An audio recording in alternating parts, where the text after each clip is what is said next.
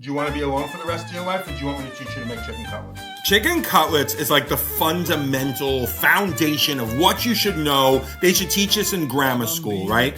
Everyone should know how to make a good chicken cutlet because there's so much you can do with it. You can make chicken parm. You can put it on a salad. You can put it onto your pillow. You can put it in your friend's pocket for later. There is just so much versatility. It's good hot. It's good cold. It's good room temperature. Bring it on a picnic. Bring it to court for the hearing. Like, there's so much you can do with it. If you can't make chicken cutlets, you're going to die alone. Truth. Come on.